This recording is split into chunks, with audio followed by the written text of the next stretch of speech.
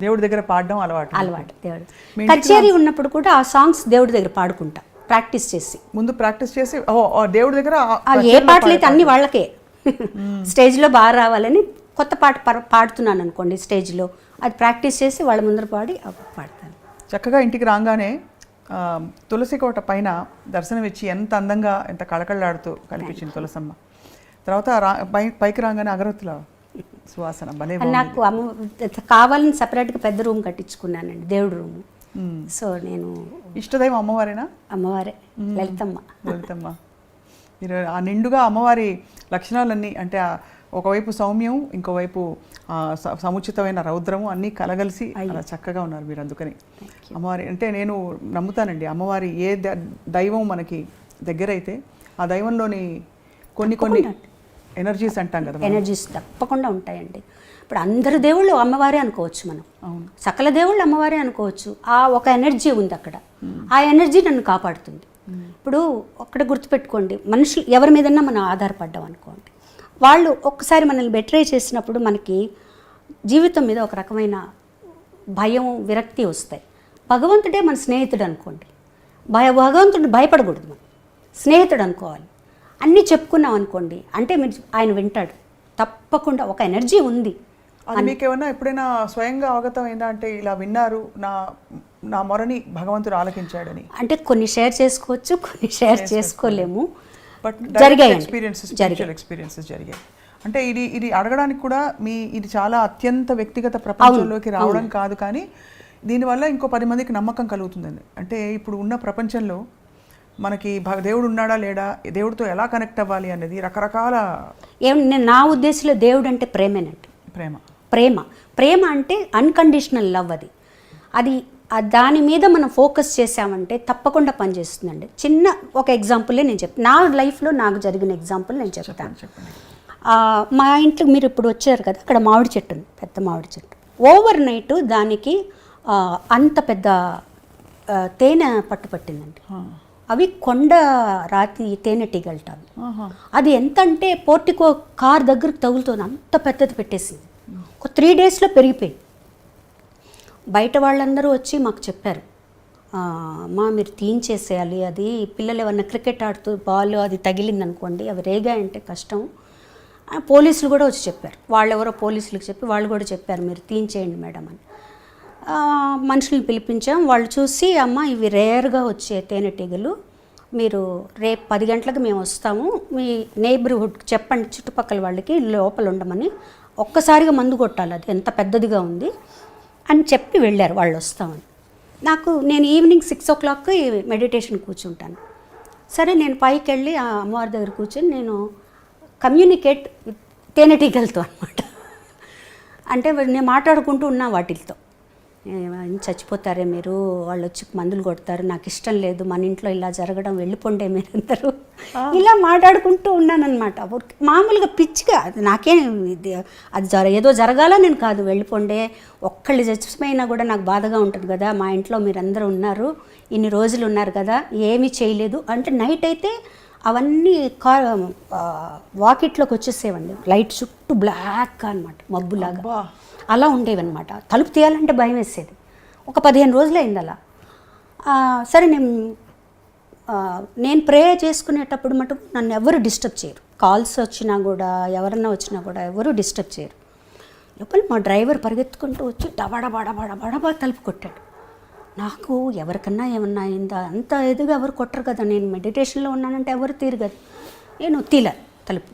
ఆమె బయటకు వచ్చేసి కిందికి వచ్చి ఏంటి అన్న, మేడం మీరు ఒకసారి పైన వరండాలోకి రండి, మీరు రండి మేడం అంటే, అసలు తేనె పట్టు లేదు. ఎలా? తేనె పట్టు లేదు. తేనె పట్టు ఈగలు వెళ్ళిపోతే ఉంటుంది కదండి, ఆ వ్యాక్సు లేదు. వీళ్ళందరూ చూశారు. ఆ అబ్బాయి అప్పుడే నన్ను మీరు చూద్దురు రండి, వాళ్ళందరూ మాట్లాడుకుంటున్నారు బయట, డ్రైవర్స్ అందరూ, మా డ్రైవరు పక్కన డ్రైవర్లు అందరూ. ఇది మనకి వాళ్ళు ఉన్నారు కాబట్టి ఇది తార్కాణం అండి జరిగింది అని. ఉన్నట్టుండి ఒక వర్ల్విండ్ లాగా లేచిందట. అది మొత్తం లేచి వీళ్ళందరూ భయపడిపోయారట, మన మీదకి వస్తుంది అని చెప్పి అందరూ ఎవరు ఇళ్లలోకి వాళ్ళు పరిగెడుతున్నారట. ఒక్కసారి పైకి వెళ్ళిపోయినాయండి అన్నీ. మొత్తం వెళ్ళిపోయినాయి. అద్భుతం కదా ఇది. అద్భుతం అంటే అసలు నాకేం అర్థం కాల. నేను ముందు దేవుడి రూమ్లోకి వెళ్ళి అమ్మవారికి థ్యాంక్స్ చెప్పా. అమ్మ థ్యాంక్స్, నువ్వు నాకు హెల్ప్ చేసావు, అవి చచ్చిపోకుండా నా మాట విన్నాయి. ఏదో పిచ్చి పిచ్చిగా మాట్లాడుకుంటాను నేను. మా అబ్బాయి కూడా అంటుంటాడు, ఏంటమ్మా ఎవరో ఫ్రెండ్తో మాట్లాడినట్టు నువ్వు మాట్లాడేసుకుంటూ ఉంటావు ఏంటి అంటే, నా ఫ్రెండే దేవుడు అని మాట్లాడుకుంటాను. ఒక ఎనర్జీ, అది లలితమ్మ కావచ్చు, శివుడు కావచ్చు, ఎవరన్నా కావచ్చు, ఒక ఎనర్జీ ఉంది, అది నా మాట వింటుంది, చెప్పుకుంటాను. ఇది జరిగిందంటే నాకు మా నేను వాళ్ళందరిని అడిగాను, మీరందరూ ఉన్నారు కదా, ఒక మొబైల్తో ఒక తీసుంటచ్చు కదా పిక్చరు అని. మేడం అంత అది చూస్తుంటే మాకు మమ్మల్ని ఎక్కడ కొడతాయో అని చెప్పి మేము పారిపోయాం మేడం. అసలు అంత వితిన్ 10 seconds వెళ్ళిపోయినాయండి మొత్తం. అద్భుతం, ఏమీ లేదు. అద్భుతం నిజంగా. నేను అదే అనుకున్నాను. మనం ఏమనుకున్నాం, వాటికి ఏమీ కాకూడదు అనుకున్నాం, వాటికి మంచి జరగాలనుకున్నాం. చెడు స్వార్థం ఏమీ లేదు. పక్క రోజు వాళ్ళు వచ్చి వేరే వాళ్ళని పెట్టి తీయించారా మేడం, మేము వస్తామని చెప్పాం కదా, మీరు వేరే వాళ్ళు తక్కువ డబ్బులు ఇచ్చుంటారు అందుకని మీరు తీయించారు. లేదు బాబు, అవి వెళ్ళిపోయాయంటే వాళ్ళు నమ్మరు. సో ఇట్లా చిన్న చిన్నవేనండి, అవి మనకి ఎంత ఒక ఎనర్జీని ఇస్తాయి తెలుసా అండి. ఇలాంటి సంఘటనలు కదా చాలా ఎనర్జీని ఇస్తాయి. అంటే రీకన్ఫర్మేషన్ కదండి, అది నమ్మే వాళ్ళకి తెలుస్తుంది. అవును, పరిపూర్ణమైన జ్ఞానం నుంచి వచ్చిన ఒక శాంతం మీలో కనిపిస్తుంది శైలజ గారు. అంటే ఇవాళ మీరు పంచుకున్న విషయాలన్నీ నిజంగా చాలా అత్యంత మీ అంతరంగిక ప్రపంచంలోకి మాకు ఒక అవకాశం ఇచ్చారు. తొంగి చూసి మీ జీవితం గురించి తెలుసుకోవడం, అందరికీ చెప్పడం ద్వారా చాలామందికి ఒక కనువిప్పు, ఒక పాఠం అని అనలేను, బట్ చాలా విషయాలు నేర్చుకోవడం లేదండి. అందరికీ యాక్చువల్గా అందరికీ తెలుసండి. ఇప్పుడు మీకు తెలీదా చెప్పండి, నేనే ఇదే మిమ్మల్ని అడిగితే మీలోంచి ఎన్నో విషయాలు బయటకు వస్తాయి. కొంతమంది అవకాశం వస్తుంది అప్పుడప్పుడు, కొంతమందికి రాదు, అంతే. చాలామందికి ఇప్పుడు ఆ అవేర్నెస్ వచ్చిందండి, చాలా మటుకు వచ్చింది. మీరే గమనించండి, మీరు కొంతమందిని ఇంటర్వ్యూ చేస్తుంటారు ఈ మధ్యకాలంలో, చాలామందిలో అవేర్నెస్ ఒక వేరే ఏదో ఉంది, మనం ఆ ప్రశాంతతను పొందొచ్చు, ఇవి కాదు అనే ఒక రియలైజేషన్ వస్తుందండి. చాలా సంతోషించదగ్గ విషయం. ఈ సందర్భంగా మీ అనుమతితో, మొలచిన దేహము ముదియుటకును సరి, తలచిన దైవము తనలోనే, మాయామోహము మానదిది అని బాలుగారు ఆవిష్కరించిన సీడీ అండి ఇది. చాలా గొప్ప ప్రయాణం శైలజ గారు. ఇప్పుడు పాడుతున్న వారికి ఐ డ్రీమ్ ముఖంగా మీరు రియాలిటీ షో జడ్జిగా ఉన్నారు కాబట్టి అన్ని బాణీలు వస్తున్నాయి, కానీ ఒరిజినల్గా నిలిచిపోయే బాణీలు కొన్నే కనపడుతున్నాయనండి. చాలామంది పెద్దలు చెప్తూ ఉంటారు, మీరు ఒక గాయనిగా. సో ఆ ఒరిజినాలిటీని బయటికి తీసుకురావాలంటే సింగర్స్లో ప్రతిభతో పాటు, అంటే శైలజ గారితో ఒక విశిష్టమైన శైలి, అలాగా ఏం చేయొచ్చో ఒక మాట చెప్పవలసిందిగా కోరుతున్నాం. అంటే ఇది ఛానల్స్ వాళ్ళని అడిగితే మాదేం లేదండి సింగర్స్ అంటారు, సింగర్స్ని అడిగితే ఛానల్స్ వాళ్ళు చెప్తున్నాను అంటారు. ఎక్కువగా అండి ఏ రియాలిటీ షోస్కి వెళ్ళినా, ఏ కాంపిటీషన్స్కి వెళ్ళినా రేటింగ్స్ కోసం కొత్త పాటలే పాడిస్తున్నారండి. ముఖ్యంగా కొత్త సాంగ్సే పాడుతున్నారు, అవన్నీ ఈజీగా పాడుతున్నారు. ఒక పాత పాట ఇచ్చి పాడమంటే మాకు కష్టం మేడం, మేము పాడలేమంటున్నారు. పోనీ ప్రాక్టీస్ చేసి పాడండి అంటే ఛానల్ వాళ్ళు వద్దంటున్నారండి అంటారు. గేస్ చేయడం ఎలా అండి వాళ్ళని చెప్పండి. ఇప్పుడు ఒక లెవెల్లో ఉన్న సాంగ్స్ అందరూ పాడుతున్నారు, పాడేవాళ్ళు ఉన్నారు యాక్చువల్గా. మంచి పాత పాటలు తీసుకొని, అంటే నేను పాత పాటలే పాడాలని నేను చెప్పట్లేదండి, వాటిల్లో ఉండే ఆ కష్ట సాధ్యమైన కొన్ని గమకాలు అవన్నీ కూడా పాడితే వీళ్ళ పొటెన్షియల్ ఏంటో మనకు తెలుస్తుంది. ఇవన్నీ ఒకటేలాగా అందరూ పాడుతున్నారు. దాంట్లో ఏదో కొంచెం విరుపులు, ఎక్స్ప్రెషన్లు అవే తప్పించి ఒక గమకం కానీ, ఒక చక్కటి ఒదుగులు కానీ అవి కనపడట్లేదు. మేము చెప్పినా కూడా జనాలు అంతగా నచ్చరండి. జనాలకి కొత్త పాటలు తప్పిస్తే పాత పాటలు నచ్చవు. ఎందుకు నచ్చవండి? మీరు ఒక ఎపిసోడ్ పాత పాటలతోనే చేయండి, ఎందుకు వింటారు? ఒకవేళ ఈ పిల్లలకి ఈ కాంపిటీషన్స్లో ఇలాంటి పాటలే పాడుతున్నా వాళ్ళు పాత పాటలు ప్రాక్టీస్ చేయాలండి, తప్పకుండా చేయాలి. దాని విలువ ఎప్పుడూ ఉంటుంది మేడం. ఇప్పుడు నేను ప్రాక్టీస్ చేయకుండా వదిలేశాను అనుకోండి, గబొక్కని ఏ పారిజాతం లేయగలను, ఎలా పాడగలుగుతాను చెప్పండి. మనం ప్రాక్టీస్ చేస్తుంటేనే అది నేను అప్పుడు వచ్చిన పాటే అది, కానీ దాని మీద ఒక మక్కువ ఉండాలి. ఆ పాటలో ఏదో ఒక మక్కువ ఉంది, దానిలో ఏముంది విషయం తెలియాలి. తర్వాత వాళ్ళని మేము కరెక్ట్గా అనలైజ్ చేయడం ఈజీ అవుతుంది. ఈ పాట వీళ్ళు పాడగలుగుతున్నారు, వీళ్ళల్లో ఈ పొటెన్షియల్ ఉంది అని. అన్ని పాటలు పాడమంటాను నేను. ఇవే కాదు, అన్ని పాత పాటలు కూడా తీసుకొని ప్రాక్టీస్ చేయండి. ఒక్క పాత పాట తీసుకొని ప్రాక్టీస్ చేస్తే చాలు. ఒక రోజుకు ఒక పాట తీసుకొని ప్రాక్టీస్ చేస్తే చాలండి అసలు నిజంగా. అంటే నేను పాతకాలం పాటలే గొప్ప, ఇప్పుడు గొప్ప అని నేను ఏమీ చెప్పట్లేదు. మీరు ప్రాక్టీస్ చేసి చూడండి, అది ఎంత కష్టమో తెలుస్తుంది. అది మీరు 50% పాడినా చాలు మీకు. అది నా ఉద్దేశం అండి. అంటే నేను ఎవరి మీద ఫోర్స్ చేసి ఇవే పాడాలని నేను చెప్పట్లేదు. ఒకటే రకమైన పాటలు విని విని విని కూడా ఒక్కోసారి చాలా చికాకేస్తుందండి. అన్నీ ఒకటే రకమైన సాంగ్స్, అన్నీ ఒకటే ఎక్స్ప్రెషన్స్, అన్నీ ఒకటే ఇవి. సో మీరు ఆలోచించండి, ఉదయం 9 నుంచి తెల్లవారుజామున 3 గంటల వరకు షూటింగ్ జరిగేటప్పుడు ఇవే పాటలు మనం వింటున్నాం అనుకోండి, పక్క రోజు ఎవరన్నా పాట అన్నారంటే కోపం వచ్చేస్తుంది. నిజంగా నిజంగా చెప్తున్నాను. మీరు ఎంత ఓపెన్గా చెప్పినందుకు మీ నమస్కారాలు. Thank you. మంచి మాట. నిజంగా చెప్తున్నా, నా వరకైతే నాకు అలాగే అనిపిస్తుంది. అంటే అవును, అక్కడక్కడ టాలెంట్ మెరుపులు కనిపించినా నెక్స్ట్ ఏమిటి అనే చందంగా నెక్స్ట్ ఏమిటి అని. కొంతమంది పిల్లలు మాకు పాడాలని ఇంట్రెస్ట్ ఉంది మేడం, మేము పాడగలుగుతాం మేడం, మాకు కూడా ప్రాక్టీస్ చేయాలని ఉంది మేడం అని వస్తారు. నేను చెప్పాను, ఎవరు అడిగినా అడగకపోయినా మీరు ప్రాక్టీస్ చేసుకోండి.